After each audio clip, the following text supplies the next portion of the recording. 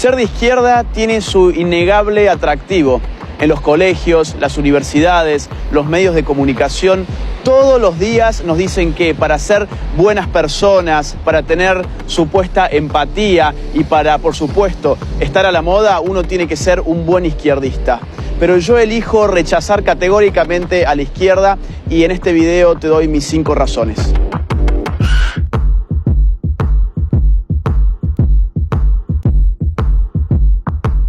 Razón número 1. La izquierda es la ideología más asesina de la historia.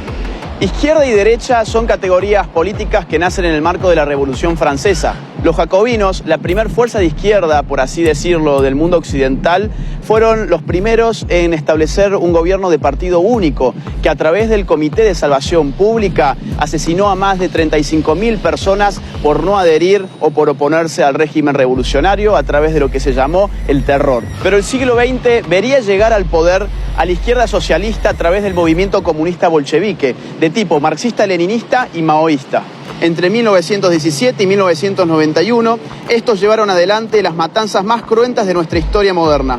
Aunque a menudo se procure ocultar esta realidad, inauguraron en el mundo la utilización de los llamados campos de concentración para la represión ideológica masiva, donde mediante deportaciones en masa de población se lograba una esclavitud general mediante una red de instalaciones de trabajo forzado. Estos son los números de asesinatos que solamente durante el siglo XX la izquierda cometió.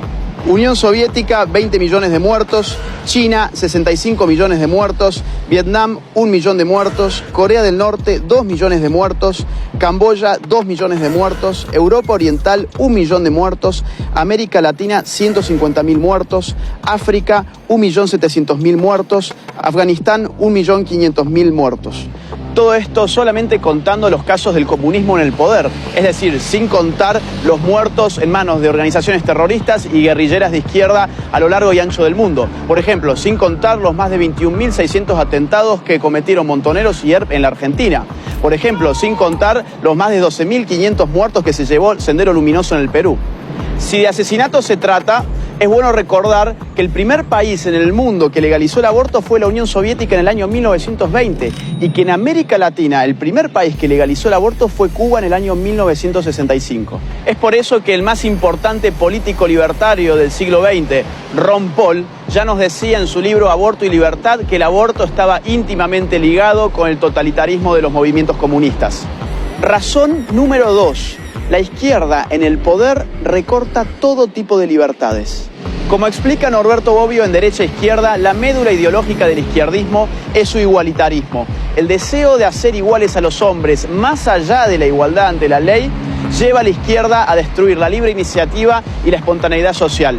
Además, el Estado reclama cada vez más poder porque siempre se necesita más poder para lograr la ansiada igualdad. Asimismo, dado que para ser iguales a los distintos hay que tratar a las personas necesariamente de manera desigual, la izquierda termina también estropeando la igualdad ante la ley.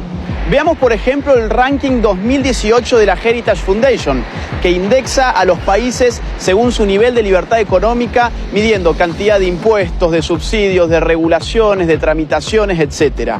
En este ranking, que escruta 180 países, los últimos 3 puestos se los lleva Corea del Norte, Cuba, Venezuela. La Bolivia de Evo Morales figura en el triste puesto número 173. Pero la izquierda no solamente aplasta la libertad económica, lo mismo hace con el resto de libertades. Por ejemplo, la libertad de prensa. El ranking 2018 de Reporteros Sin Fronteras, que mide precisamente la libertad de prensa en el mundo, tiene en sus últimos 3 lugares a Corea del Norte, China y Cuba. No olvidemos al mismo tiempo que, por ejemplo, en Venezuela entre el año 2011 y 2018, más de 3.200 ataques a la libertad de expresión han tenido lugar. Razón número 3. La izquierda destruye la economía y el consumo. 3 grandes economistas y sociólogos, Ludwig von Mises, Max Weber y Boris Gruskus, demostraron a principios del siglo XX que bajo el socialismo la contabilidad es imposible, porque la información requerida, que es provista por el sistema de precios, queda destruida. Hay 2 tipos de casos. O bien la información no existe, como los llamados comunismos de guerra, porque lo que no existe es el dinero queda prohibido y la producción y la distribución quedan organizadas por un aparato de tipo militar, O bien la información no se genera correctamente, porque si bien las empresas utilizan dinero, lo que ellas ganan ya no depende de la demanda de los consumidores ni de la oferta en el marco de una libre competencia. Este segundo tipo, el llamado socialismo real, es el más conocido caso de economías estatizadas por la izquierda. En este caso, las empresas públicas son premiadas monetariamente a partir del cumplimiento de arbitrarias metas de producción establecidas por el propio Estado. Es sabido, por ejemplo, que la Unión Soviética terminó informándose sobre cuánto costaban ciertas cosas a través de catálogos de precios provenientes de los Estados Unidos, ya que el Estado apenas podía lograr regular unos pocos precios que igualmente no reflejaban ni la producción real de los productos ni su necesidad. Esto llevó siempre a estos regímenes a la institución de la cola, para que la gente pudiera conseguir escasos bienes de consumo que finalmente debían ser racionados para que alcanzaran para todos. Así como también se daba el abandono de tiradas enteras de producción sin nunca ser consumidas, o que fuera más fácil para un campesino almacenar tractores rotos que comprar las refacciones.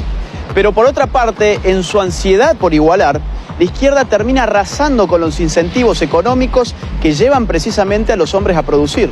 Esto es muy fácil de entender. Supongamos que Juan gana 10 y Pedro gana 6. Lo que la izquierda dice es, hay que quitarle 2 a Juan para igualarlo respecto de Pedro. El problema es que seguidamente Juan, que ganaba 10, ya no va a tener más incentivos para continuar ganando 10, sino que su productividad va a caer a 8. Y así sucesivamente la torta se va haciendo siempre cada vez más pequeña. Si a la redistribución compulsiva le sumamos un Estado que va avasallando los derechos de propiedad, que afecta a la iniciativa privada, que engrosa cada vez más el sistema público y aumenta sus regulaciones, tal como siempre ocurre en los regímenes de izquierda, lo que veremos afectarse en definitiva y de forma indefectible es la economía. Razón número 4. La izquierda destruye la calidad de vida. Este punto está íntimamente ligado al otro y los datos y los números están a la vista de todos. Por ejemplo, Ucrania. Stalin, entre el año 1932 y 1933, provocó una histórica hambruna en ese país, en la cual murieron de hambre más de 4 millones de personas y para el año 1934 el índice de natalidad había bajado hasta un 40%. Miremos si no el caso chino. Con el régimen totalitario implementado por Mao Zedong, la tasa de pobreza era de un 80%, pero con las reformas de mercado del año 1978 por Deng Xiaoping, ese número empezó a decaer y terminó siendo del 10%. Esto significa que, dejando atrás el socialismo a partir de las reformas de mercado, China logró sacar de la pobreza a más de 500 millones de personas. Veamos también lo que sucedió en Cuba. Finalizando los años 50, antes de la revolución de Fidel Castro, el Atlas Económico Mundial de Ginzburg colocaba a Cuba como el tercer país de mayor ingreso per cápita de Latinoamérica, después de Argentina y Uruguay. Hoy, Cuba ocupa el penúltimo puesto del ranking, con $7.602 del PBI per cápita, mientras que en Chile, por ejemplo, el ingreso es de $27.058 per cápita, y el primero en América Latina en el Índice de Desarrollo Humano de la ONU. Y tenemos el caso venezolano frente a nuestras propias narices. El llamado socialismo del siglo XXI dejó en la pobreza a un 87% de su población. En el año 2017, por ejemplo, el 64.3% de los venezolanos bajó de peso un promedio de 11,4 kilogramos.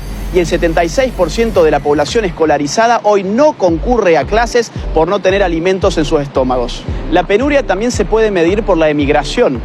4 millones de venezolanos han abandonado Venezuela desde la instauración del chavismo.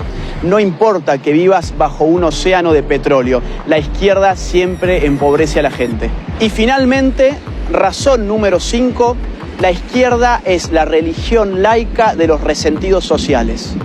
La frustración es una realidad psicológica de la cual nadie está a salvo. Es propio de la limitación humana no lograr aquello que nos proponemos en todos los casos. Siempre hay algo que no conseguimos ni podremos conseguir. El ser humano, por definición, es falible.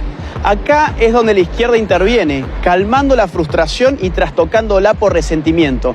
Lo que la izquierda te dice es, vos no tenés ninguna responsabilidad individual sobre tus actos. Vos sos una simple víctima más de un sistema esencialmente injusto que te llevó a fracasar. La izquierda le ofrece al resentido un alivio de tipo psicopolítico, construyéndole un enemigo abstracto en el cual poder depositar todas sus frustraciones. Llámese capitalismo, patriarcado, heteronormatividad, imperialismo, colonialismo o como ustedes quieran. Pero de la frustración por conseguir el mayor éxito no viene necesariamente el resentimiento. Puede venir el denodado esfuerzo hacia la autosuperación en la medida en que la persona identifique en su fracaso aquella cuota de responsabilidad individual que le compete y se proponga remediarla. Y decimos cuota porque la responsabilidad individual es siempre eso, una parte del fenómeno. El resentimiento proviene de la frustración cuando no se tiene la voluntad de hacer un análisis equilibrado entre el propio fracaso y las posibilidades de prosperar. De esta forma, para proteger lo que queda de autoestima, se eliminan las responsabilidades individuales y se buscan solo los agentes externos como causa de los propios problemas, usando a determinadas estructuras sociales como chivo expiatorio. Estas son tan solo 5 razones de las tantas que podría darte. Si vos tampoco te considerás de izquierda, te invito a que levantes tu voz, a que no tengas miedo. Este es el momento de hablar contra ideologías perniciosas que se nos venden como modas y que no son otra cosa que una pieza más del establishment.